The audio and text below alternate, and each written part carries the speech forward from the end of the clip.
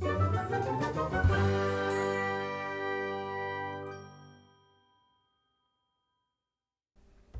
everybody, Fatbirdfinds here. I'm Mary Beth, And I'm Laura. and welcome back to Tales from the Putout Closet. Here we are. We're back with the podcast. Episode 2. That's right, and I feel like we had a really good time last week. I had a really good time. I feel like people liked it I think they did. with the Q&A and our little format. I think they did. That's what all the comments say. I'm telling you. So here we are again. So what's the agenda for tonight? Well, we're going to do some more phone calls. Okay. That we got. Yes. And then we are going to do our Oscar predictions. Oscar predictions. By the time they see this, Yeah. they will know already. Right. So They can check up on us. we're recording this in the past. Yes. We're recording this on a Friday. The Yes. Oscars are Sunday, and this will post on a Monday. Yes. So we'll be able to know if we were right or wrong. Yep. By the time it posts. Okay, well that's fun. Uh-huh. That's exciting. And speaking of phone calls, feel free to call and leave us a voicemail. If you're into the voicemails, if you're enjoying listening to them and listening to our answers, you can leave us one too. Our phone number is right here on the screen. We won't answer the phone. It just goes straight to a voicemail. It says leave us a voicemail, and that's all you have to do. And if you're just listening and not watching, it is 731-335-6108. That's right. It's also in the description of the video and the description of the podcast, so you can access it that way, and we'll show it again later, but I did want to let you know that in case you wanted to ask us a question. Yeah, Mary Beth. And also, if they want to call in, but they don't want to hear their voice on air, they can just say in the comments, don't use my voice. Yeah, you could just say and, that. we get a little transcript so we could just read your question That's or right. your story. That's a good point. Yeah. So yeah, all you have to say is my name is so-and-so. I would really prefer it if you didn't play my message, but I do have a question. Yes. That'd be perfect. Perfect. How was your week? Had a good week. Did you? How was your week? Busy, but it was good. You got a lot done. I did. At your real job. I did. At my real job. This isn't your real job. It's not, but yeah, I did. So I have a job where I really depend on approvals a lot, like emailing somebody for an approval or asking somebody to edit something and sending it back to me. So I'm a lot of times in like a limbo state, like in purgatory. Like limbo, like you play limbo, like... No, it's not that fun. It's more like waiting for a long time for somebody to answer my email. I got you. I can't actually check things off my list because they have to go through approval processes and editing processes. And it's very tedious sometimes, but, it's all good. A lot of people got back to me this week, so I got a lot of things checked off my list. High five. Thanks. Nice. Sent a lot of stuff to the printer. I'm doing good. Good work. Thanks. Good work. Thanks. I had a pretty casual week. Worked at Layman's on my couple days and just got a lot of stuff caught up. Yep. Listed stuff on eBay and just your regular stuff. Nice. Well done. Thanks. Way to be productive. Cranking out that work. I know. You're good at it. So what else has happened this week?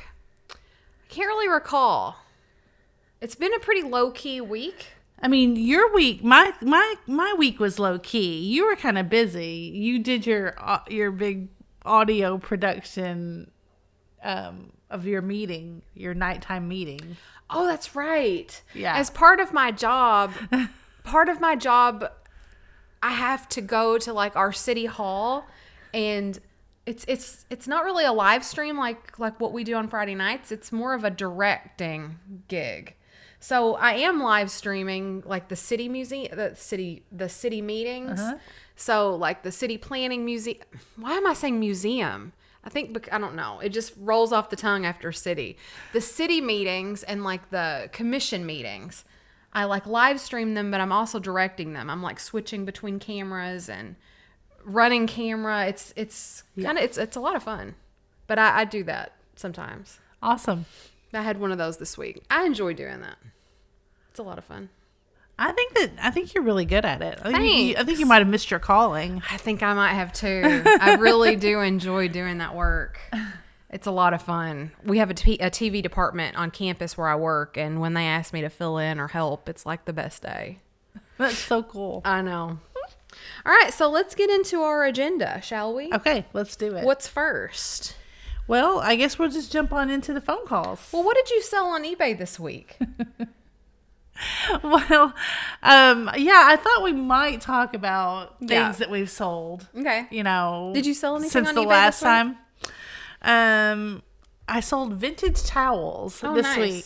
So it's always fun. Like, that's my favorite kind of video to watch. One of my favorite. I mean, obviously I have a lot of favorites, you guys, but I like to see what other people have sold on eBay, and shorts are really good for that. YouTube shorts. If you guys haven't tried the YouTube shorts feature where you search just for shorts, it's like TikTok, you know, you can just zip through, and lots of people show what they sold.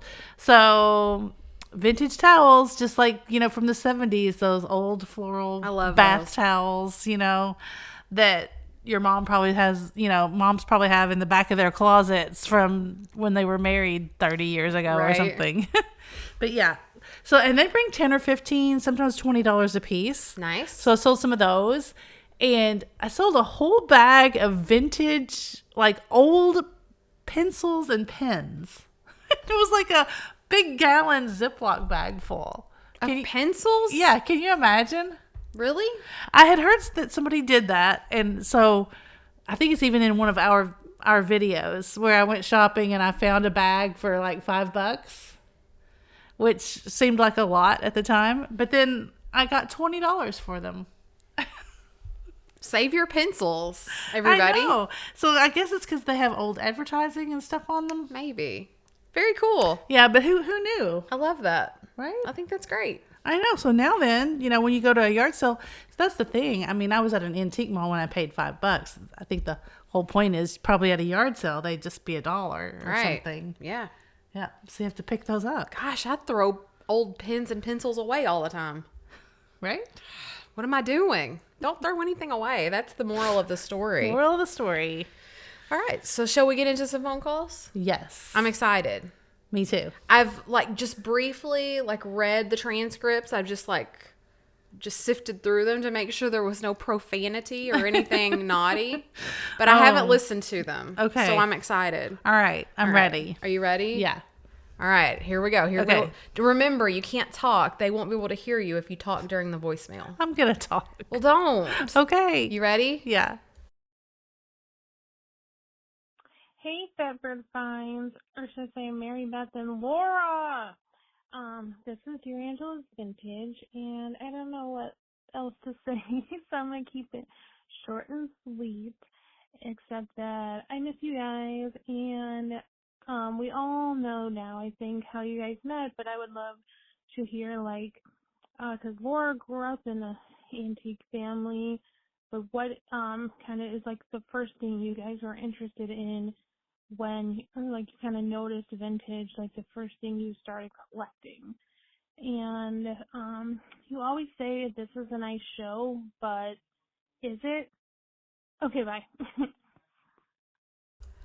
It is a nice show. It's a nice show. Angela, it's totally a nice show. Angela, you know Mary Beth's going to say it's a nice show. It is totally a nice show. Thanks, Angela, for the call. We miss you too. Yes. Angela gave us a visit not too long ago. Yeah, and we that took her was to the super boat. fun. We took her to the boat. She won $100 or She more. won. That was she awesome. won.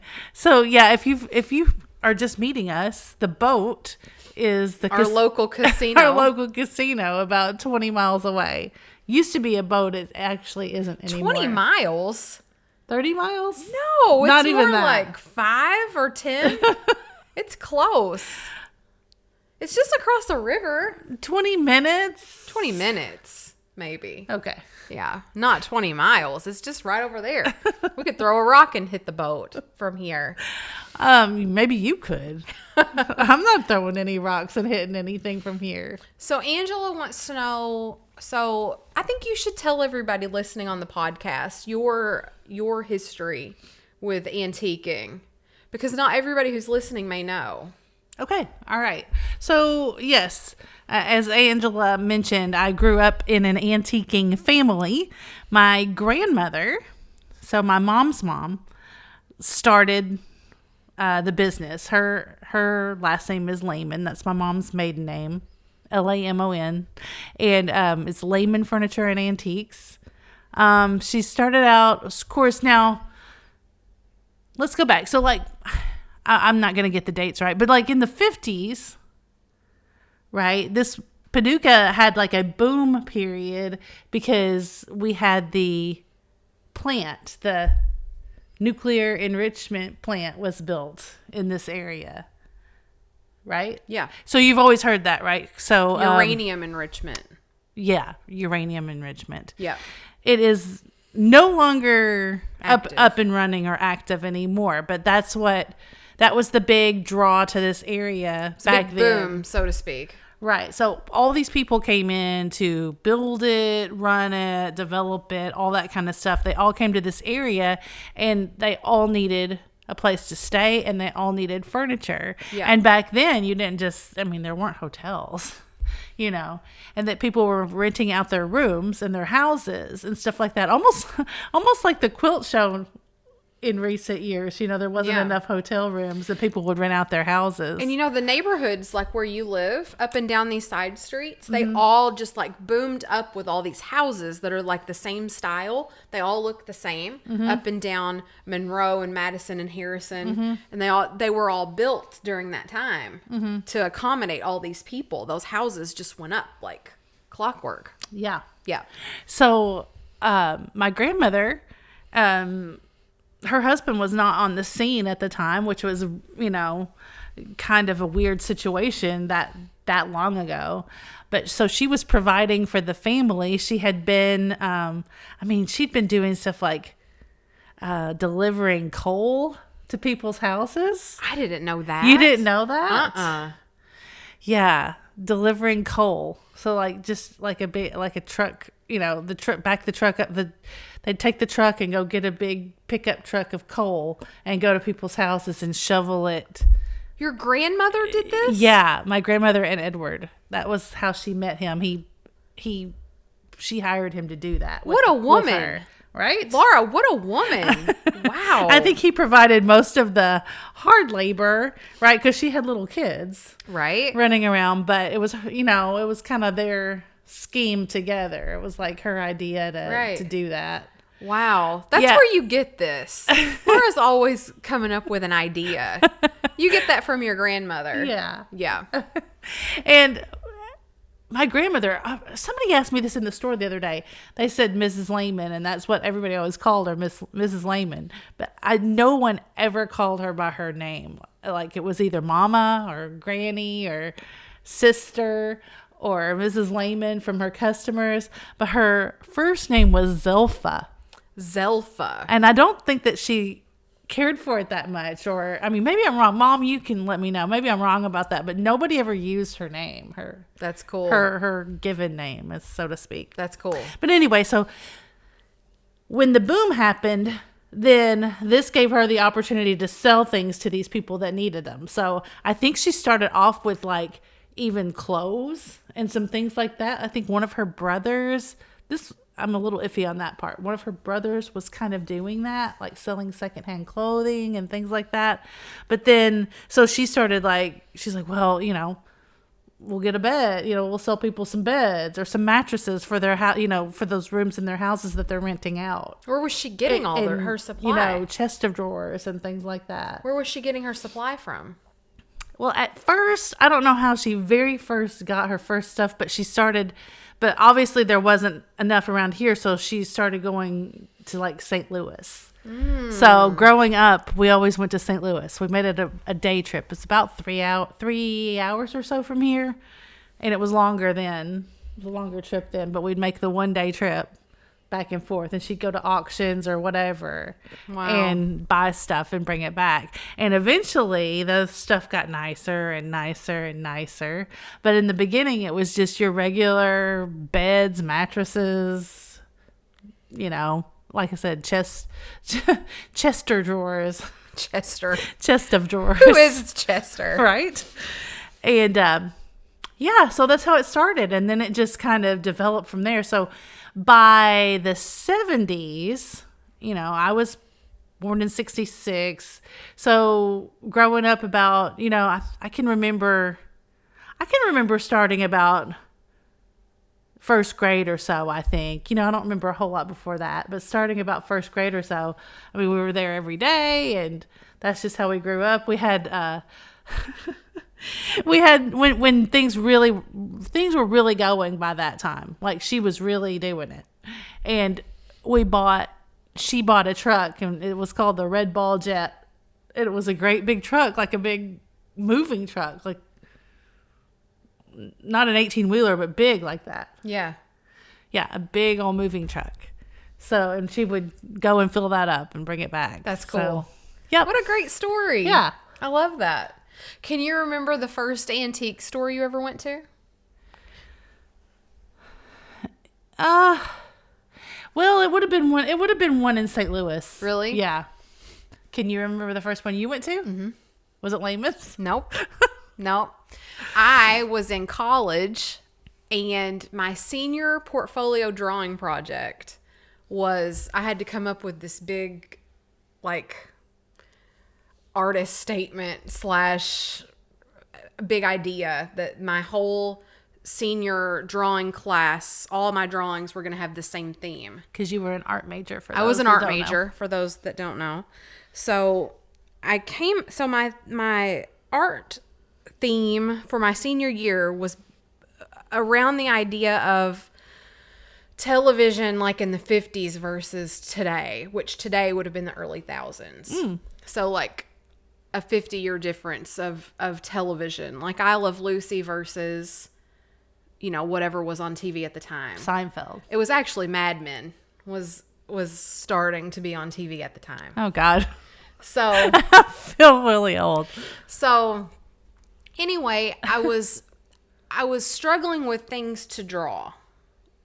And so I had the bright idea to go to this like antique mall to look for old appliances and things to draw. And so I did that. I would like go to, what is it called? Angel's Attic or something? There's an antique mall in Murray. Oh. So anyway, I would just go there and just like walk up and down the aisles and look for old stuff to draw. And I came out with a hand mixer, Yes. And a rolling pin and an old percolator. I came out with all sorts of stuff, and I drew those things over the course of my senior year in various scenes. So I would have like my roommates pose for me in the student lounge and draw them like holding things or whatever. So anyway, that was great. I think that was the first antique mall I'd ever gone to, and that was when I was in college. I never really. So your family, nobody in your family went or anything like that? Now, I will say this. My mom took me to the Nashville flea market probably when I was like 12 or 14 or something. So I had gone to that before, and I thought that was really great. I was really into it. Yeah. But no, we were not an antiquing or yard sailing family. Yeah. See, and that's the other thing I was going to say. It used to be, not when you were little, but when I was young, Goodwill and thrifting and stuff was not a thing. Yeah. Or yard sales. I mean, it was frowned upon. I mean, you didn't do it. Like, I know it sounds snobby, but you just didn't do it, or you didn't talk about it if you did do it, if that's where you bought something. Right. My family was that way. And so, especially like in the 80s, I can very well remember my brother just being like, Mom would be like, hey, I found these shoes or whatever. And be like, I can't wear those. Those are Buddies. They're not new. They're not name brand. They called them Buddies when they were not anything. Oh, yeah. Or picked up somewhere secondhand or something. Interesting. He would not do that. And if my mom stopped at a yard sale, we would sit in the car. We were not going to be seen at a yard sale. Really? Yeah. I mean, now I'm just the opposite.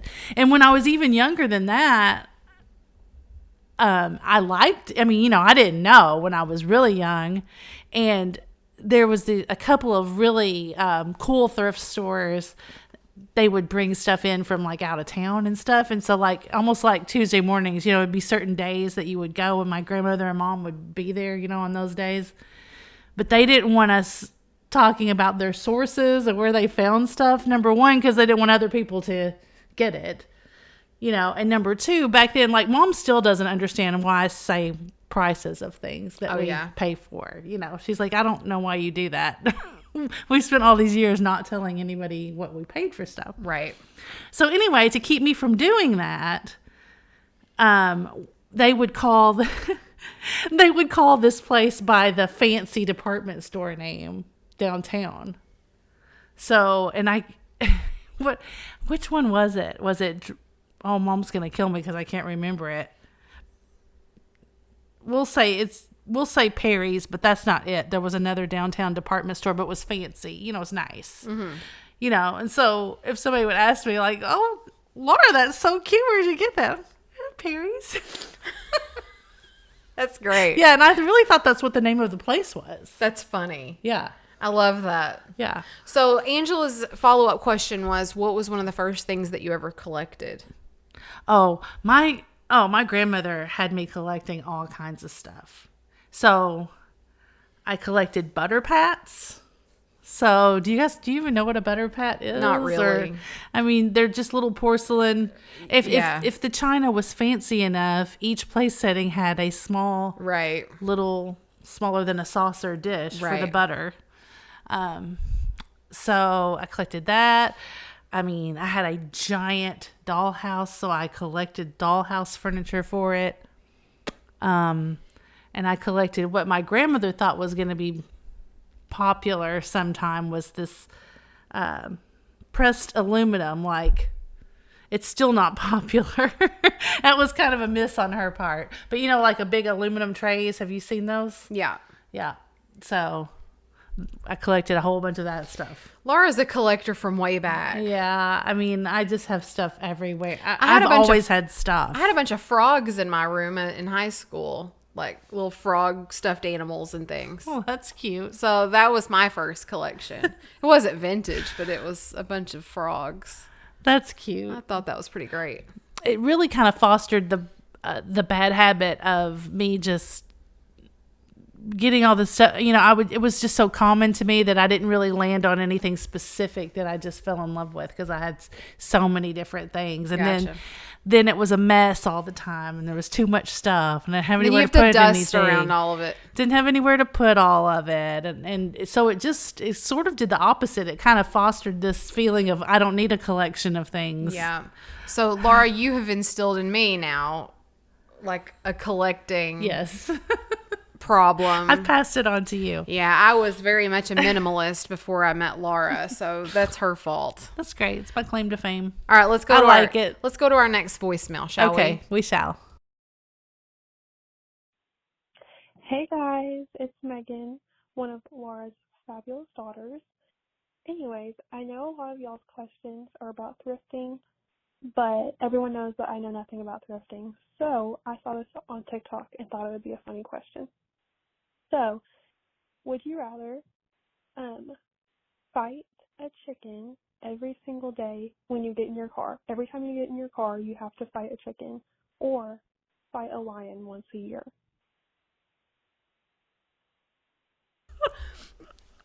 So that was Laura's daughter. That was funny. Yes, my God, that's Megan. Funny. Megan keeps us on our toes.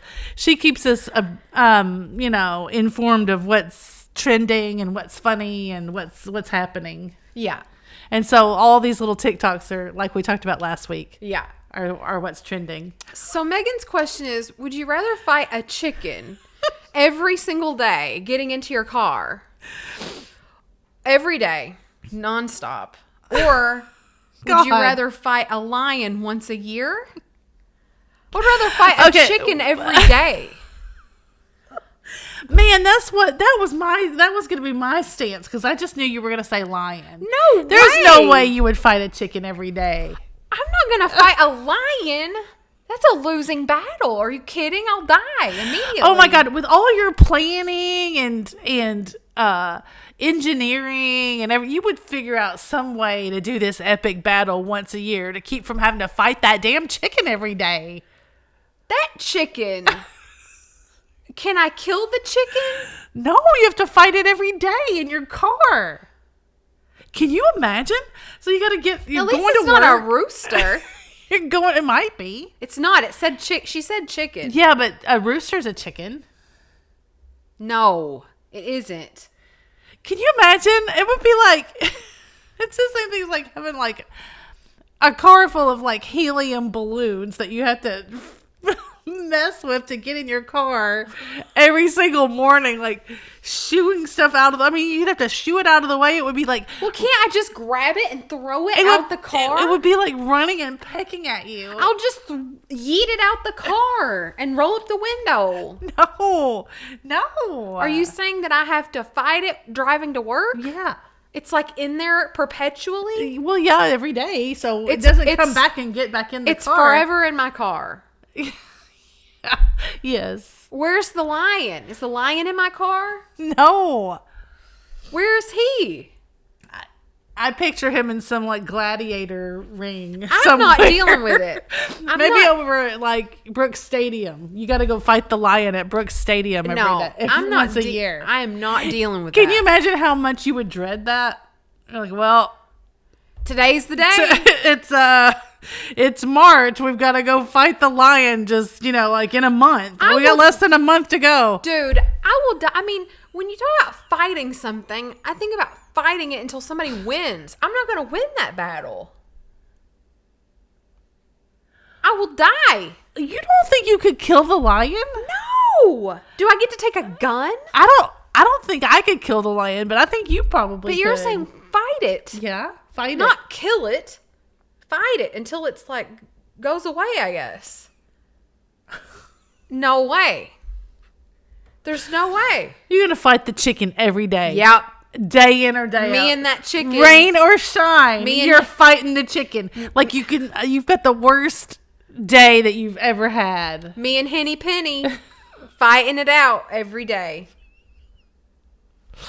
I mean, just like you're driving and you're just fighting this chicken off. You're trying to drive. You're trying to go down the road. You're trying to get to work. The chicken's everywhere. That sounds like having a toddler.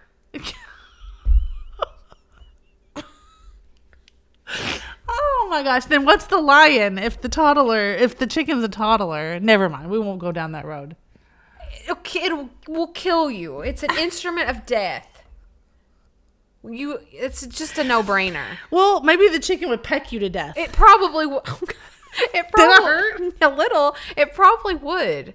Let's move on. Okay. We're both picking the chicken. Megan, that was a great question. It was a great question. Ask us another one next time. Okay, are you ready for the next one? Yeah. Can you turn the volume up any on those? I'm having a hard time hearing them. Well, listen.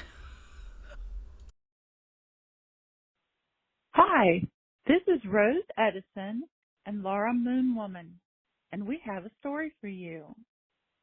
Once upon a time, 1979, in a land far, far away, Cheviot, Ohio, lived two fair maidens, Rosebud and Laura. Cheviot, Ohio was known for its motorcycle community, bikers that all rode Harleys. Many of the townspeople were afraid of them, but not Rosebud and Laura, who dealt with them daily. They knew most of them were pretty nice guys. They just looked rough. Rosebud was an exotic dancer, and Laura was the barmaid where they all came to meet. All the men wanted them, but the ladies were pretty selective. Their circle of friends and acquaintances was huge due to their profession. At one point, the two fair maidens even lived on the same lane. This little world of romances and weekend rides and reckless living lasted a couple of years, and it is etched in the memories of the hundreds who were involved as if it were their own little Woodstock. Time marched on, and Rosebud and Laura drifted apart, got married, had children, had different jobs, retired. Laura moved away to the country, and then even farther away to the beach, 700 miles away from Cheviot, Ohio. The internet did not exist when our story began, but it does now, and so does YouTube.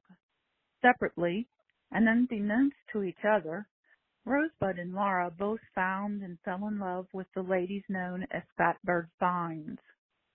Neither would think about doing anything else with their Friday night. Laura Moonwoman did not know who Rose Edison was because she wasn't around when Rosebud got married. But Rose reached out, and after 40 years apart, they reunited, all due to Fatbird Finds' YouTube show. What a small world. You really have no idea what wide-ranging effects you have by doing your show. Would we have rediscovered each other without you? Thanks for being the stunningly bright ending to our week. We laugh until we cry, and we love you. All three of you. We never let anyone make plans for us on Friday night so we can be at your show. Thanks so much for being you. Love, Rose and Laura. Oh my God. Is that true? I don't know. Is that a true story? Surely they didn't just make that up. Rose! Holy cow. That is so awesome. Oh my gosh. I'm a little emotional about that. I'm a little emotional. I almost got choked up. I'm so glad I didn't listen to that beforehand. That is fantastic. I just skimmed all the transcripts to make sure there was nothing bad in there. So, right. So people don't use their real names. Laura Moonwoman's name isn't Laura Moonwoman. Right. Right. Rose Edison's, that wasn't her name when she knew Laura. That's crazy. That's nuts. That is crazy town. I love it so much. That might be the best thing I've ever heard. I love it so much. Rose. I hope you guys are chatting and talking to each other in the chat and emailing each other and all kinds of good stuff now. That's fantastic. What does it mean? It means something. It means something. That's not just a coincidence. That's you guys what's the word? That is a synchronicity. That's awesome. Or serendipity. Yeah. That means something. You guys are Laura Moonwoman. You guys are destined to do something. Laura Moonwoman, right? What does it mean? I don't even know what to say. They're meant to find each other. I'm in shock. Me too. That's fantastic. I love stuff like that. I've got chill bumps for real. Out of all the things that, we don't. Of all the gin joints in all the world. Exactly. But, we don't, in the grand scheme of things, we have a small group. We have a very loyal, fantastic little community. And if you guys haven't joined us on YouTube and you're listening to the podcast. And you feel like you might like to be a part of our small community. This is a really good example of how close the community is, in the chat and everything they make the show. But my gosh, that of all the things that, this little bitty show, they both started watching this little bitty show. It's not like they both started watching a 1 million subscriber show. Right. That would even be cool. That means something. We need to listen to the universe about that. Yeah, that's fantastic. I love it. I love it so much. Universe is telling us all something. We do Flippin and Sippin after this. It makes me want to talk about it. I'm just going to have to say that they'll have to tune in and listen to that. That's incredible. Rose, I can't thank you enough for sharing that. Thank you so much. My heart was beating fast. I'm so happy for both of you. Me too. Oh my gosh. I can't stand it. I know. Wow. It's incredible. We've got one more voicemail. Okay. Are you ready? I'm ready. Hi, good afternoon. Linda here, calling from California. I wondered if any of you have ever been out here and visited the Pacific Ocean. If so, when was it? Who were you with? And why were you there? Thank you.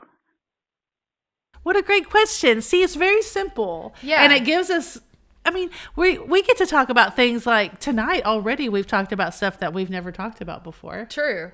So no way could you guys know it. And True. It keeps us from having the same stories over and over again. True. So we appreciate your calls so much. Can you put the number up again? Yes. As we were talking about Linda's, let's just leave it up while we're talking about Linda's question. Yeah, there's our phone number on the screen. 731-335-6108. Yes. So Linda's question, have we ever visited the Pacific Ocean? I have a good answer. Oh. You go ahead, though, first. Well, my answer is short and sweet. No, I have not. The farthest west that I've ever been is Las Vegas. And I flew there. So on land, I haven't really traveled very far west on land. Probably not really west of Des Moines or Kansas City. I guess Kansas City would be farthest west. I have been in the Dallas airport, but that doesn't count. But yeah, I'm not a traveler out west. Okay, well, for number one, we need to remedy that. Yeah, I agree. And I need to. I haven't been in my adult life, so I think that's next on our list. Yeah, I mean, we've got to. And I think we should drive because I think we should see other things on the way. Definitely. Okay. So you're going to have to quit hitting the table. I bet it's loud in the microphone. It's okay. It's okay. They'll forgive me. So mine's actually a really great story. We drove cross country when I was about maybe 9 years old. I'm trying to remember exactly because I know it was around the bicentennial. So, 70, maybe it was 75. Mom's going to be like, I can't believe you don't know exactly what year we did that. It was so epic. But anyway, about that time period. And this time we went with my grandmother that was my dad's mom. This is really right before my mom and dad, they broke up after a little bit after that. But I think I was in third grade when they broke up, so it had to be before that. And we drove all the way across country. There were 3 cars of us, of family members. Nobody had cell phones. Of course. So, and we didn't know exactly where we were going. Like, you didn't call ahead. I mean, there was no internet to find this best little hotel or whatever. We would just have to stop, and find a place. So nobody knew where we were, there wasn't rendezvous points, so we couldn't lose each other. Right. So if somebody had to stop, and when there was kids, so when someone had to stop, I was the oldest, so there were little kids. We had these white towels and we would hang one out the window, and that would mean that we'd have to stop at whoever was in the lead would have to stop at the next rest stop. That's funny. Yeah. That's brilliant. Yeah. And we would all stop together and all of that. That's great. And, unfortunately, it was before seatbelts. So to keep my brother and I occupied or comfortable or whatever, we had furniture pads put in the floorboard. My dad drove a great big Chevy Caprice, I think it was, one of those huge cars. So the back seat was pretty big, and so they filled up the floorboards with furniture pads to make it like a big, flat surface back there where we could sit and play and sleep and whatever we wanted to do back there.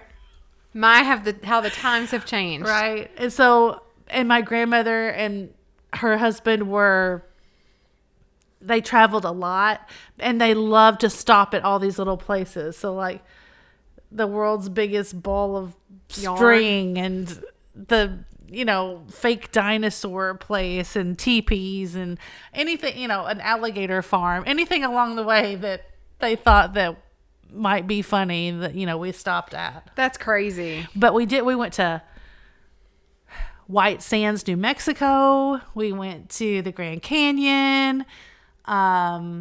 We went across the border to Mexico for the day. Oh, wow. We went across Hoover Dam and through Las Vegas, all the way out to the Pacific Ocean, and went to Marineland, Disneyland. Wow. And came back. That's awesome. That's an awesome trip. It really was. My family, not only were they not antiquing and yard sailing people, they also weren't vacation people. We never really went on vacations. You did a lot of softball. Sports. Yeah, we were a sports family. So my summers were filled with softball tournaments.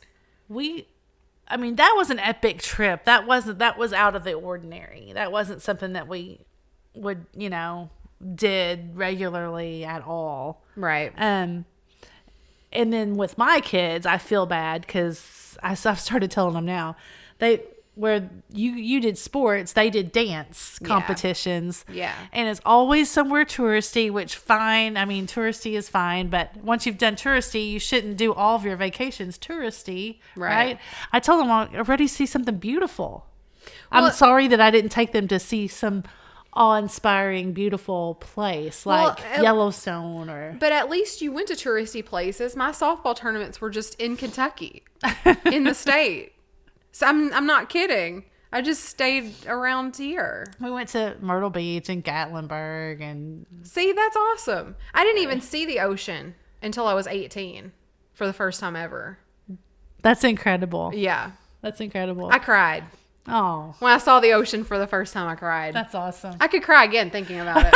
It was That's awesome. really awesome. And the funny thing is about the Pacific trip, back to Linda's question, I don't remember. I remember the touristy things, but I don't remember seeing the ocean. Oh, really? And I'm not really all that sure that we did it. But I mean, maybe we did. Maybe we drove to the ocean, but I mean, surely. I'll have to ask my mom about that. Well, at least you remember the longest ball of yarn. Yeah. I might have made that up. All right, so leave us a voicemail, guys. That was all the voicemails we had for this week. So leave us a voicemail in the coming week, and we will answer it for next time. 731-335-6108. That's right. Okay, so I think the last thing we have for the podcast, we have a few minutes left. We have about 20 minutes left. Okay. So we can talk about Oscar predictions. Okay. I love Oscar predictions. Do you? Yes. I haven't seen all of the films this year. I know. Well, they've increased the categories like to 10. There's 10 Best Picture nominees. When did they do that? Like 3 or 4 years ago or longer?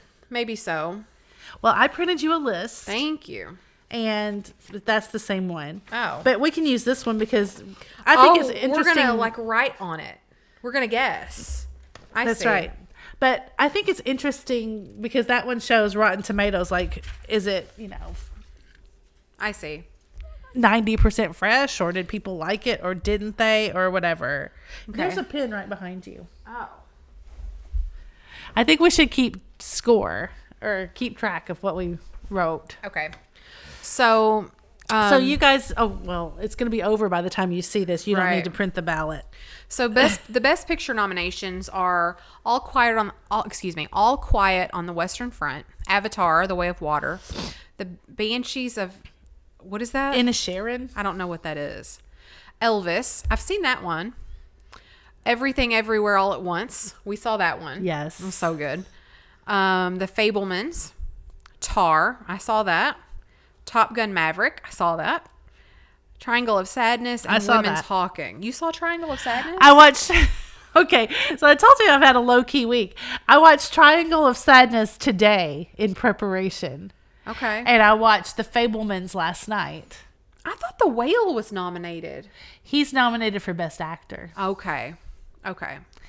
And so between us, we've seen quite a few of them. Yeah. And I think the one that we haven't seen that I think we should watch, this is Friday, so Saturday night we should watch Women Talking. Okay.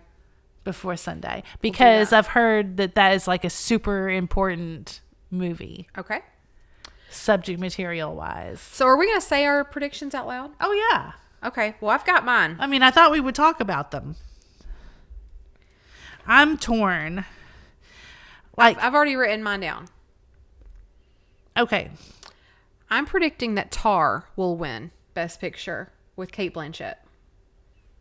Really? Really. I didn't think you liked it that much. It was hard to watch. It was one of those things that there's just tons and tons and tons and tons and tons of dialogue, and those are hard for me because my attention span is so bouncy. But that's my prediction.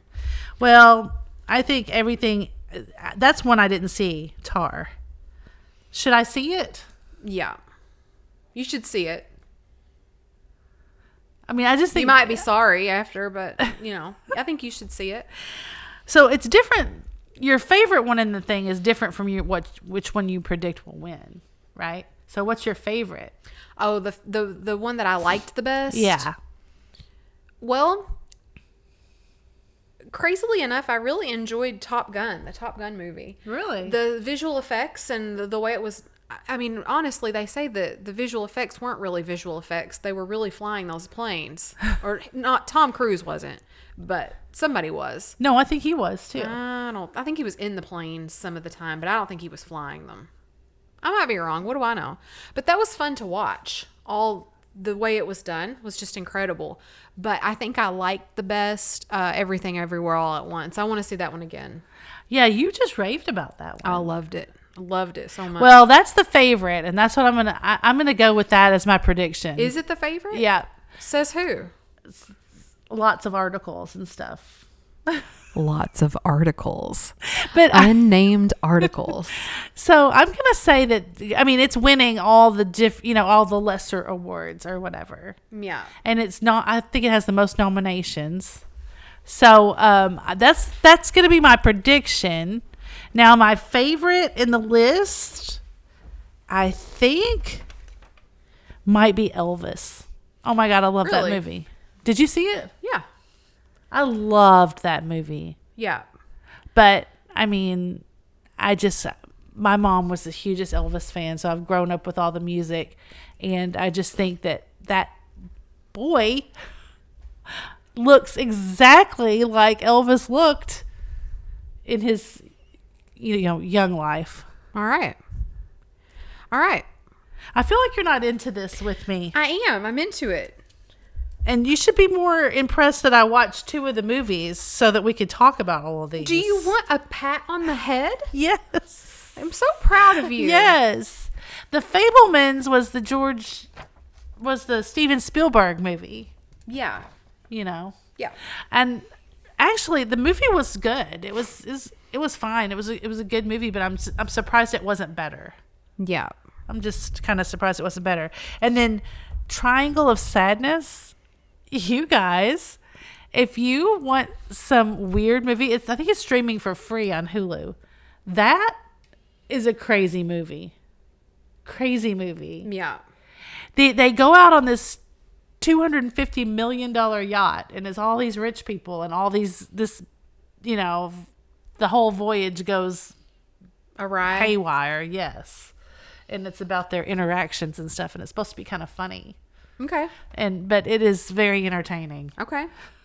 I'm excited to see it. Yeah. And then Women Talking, that's supposed to be really good as well. Yeah, it's supposed to be very deep. Frances McDermott is in that, right? Yeah.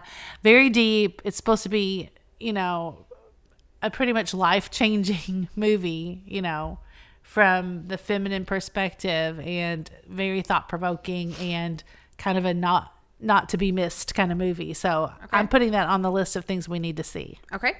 Let's go into directing. Okay. So we have, I'm going to let you read them because I'm not good at it. The Banshees of Inisherin, Okay. which none of us have seen that. Correct. Martin McDonough? Oh, mine doesn't have the name of the director next Martin to it. McDonough, I So think. that's why I'm not saying it. Daniel Kwan and Daniel Scheinert. I'm sorry. I'm not pronouncing these names correctly. Here, do you wanna Everything give me the Everywhere All at list? Once. Steven Spielberg for The Fabelmans. Todd Field for Tar. And Ruben Ostlund for The Triangle of Sadness. I mean, how do you vote against Spielberg? Right? How do you? But It's I'm hard gonna when go. you haven't seen them so all. usually the director of the best picture gets the best director. So I'm sticking with it. I with think my that's historically been prediction-wise. true. I'm going to go...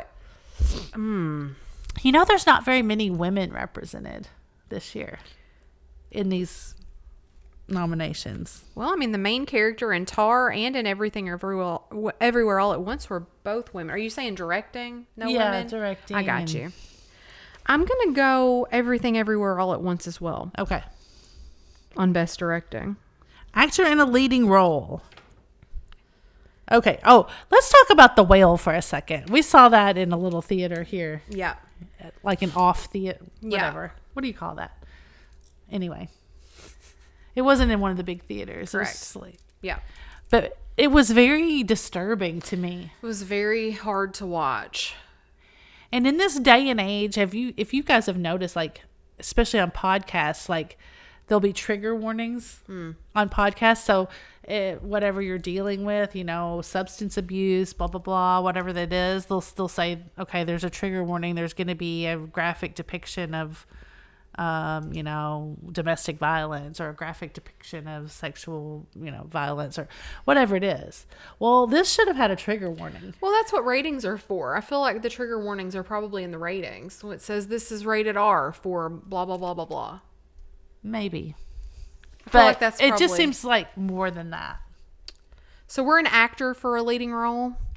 But he's kind of the favorite, I think. Brendan Who? Fraser for The Whale. Okay, so Austin Butler for Elvis, Colin Farrell for The Banshees of, how do you say it? Inisherin. I'm sorry, that's hard for me to say. Brendan Fraser for The Whale, Paul Mescal for After Sun, He's a favorite as well. and Bill Nighy for Living. Mm-hmm. I don't know that movie. Yeah, I'm not sure either. I'm going with Austin Butler. I'm going Brendan Fraser, Okay. The Whale. Typically, you're probably going to win on that one. Typically, anyone that does any kind of physical transformation like that wins. Yeah. Okay, so now we're an actress in a leading role. We've got Kate Blanchett for Tar. Michelle. What? You read. Kate Blanchett for Tar. Anna Darmus for Blonde. Andrea Riseborough from To Leslie. Michelle Williams in The Fablemans. And Michelle Yeoh for Everything Everywhere All at Once. Kate Blanchett for Tar. And I'm going with Michelle Yeoh. Okay. She was so good. Both of them are really representing this middle-aged demographic for women. Yep. Okay. My next category says actress in a supporting role. Is that what yours says? No, but I'll skip to it. Okay. Actress in a supporting role. Angela Bassett, Black Panther, Wakanda Forever. You didn't see that, did you? Hong Chow, The Whale. She was really good in that. Oh, she was good in that movie. Carrie Condon, The Banshees of... I can't. Inisherin. I'm sorry. Jamie Lee Curtis, Everything Everywhere All at Once. She was really good in that. And I thought Stephanie, is that Shu? Yeah, maybe. In that same movie was good. That must be the daughter. And she was really good as well. What's your pick? I'm going with Jamie Lee Curtis. I'm going for Hong Chow and The Whale. I think Angela Bassett might have won last time for Wakanda Forever. Her role in this movie, I don't think, was as much. And that's why I'm not going Angela Bassett. Okay. All right, so actor in a supporting role. Okay. Brendan Gleeson, The Banshees of Inisherin. I said it that time. Yeah, you did it. Brian Tyree Henry in Causeway. Judd Hirsch, The Fablemans. He was good in that. Barry Cogan, The Banshees of Inisherin. And I'm not going to pronounce this correctly. Kei Ho Kwan in Everything Everywhere All at Once. Obviously, that's going to be my pick. I've picked it all the way down the line. I'm picking it again. Is he the husband? Yes. Yeah, that's who I'm... No, he's not. Yeah, he is. Yeah, he is. That's the husband. I'm going with him as well. You know was who incredible. he is? You know who he is? He's from the Goonies, right? Yeah, and he's in Indiana Jones. Oh, yeah. What was his name in Indiana? I don't know. Okay. But yes, that's a great story. And then we might just you can just pick something else. I mean, those are the main ones. Let's do original screenplay. Do you have that one? Okay. Original screenplay, The Banshees of Inisherin, Everything Everywhere All at Once, The Fablemans, Tar, and Triangle of Sadness. I can't pick the same movie for everything. Well, I'll pick it. Everything Everywhere All at Once. That's the freaking awesome. That's the incredible part, right? It's the storyline. Yeah. I made notes on it, but I thought we would need to fill more time, but we really don't. Yeah. But you guys should see that. Yeah. It's like a multiverse of madness. Yeah. It was better than Multiverse of Madness. What did it say? Like, I just have to read briefly what I wrote down. It says, it was multiverse meets generational trauma, as the main themes for the movie. Yeah. And this person that was reviewing it said, it's the Matrix sequel we deserved instead of the one we got. That there's just so much to think about, so much happened, so many different little storylines.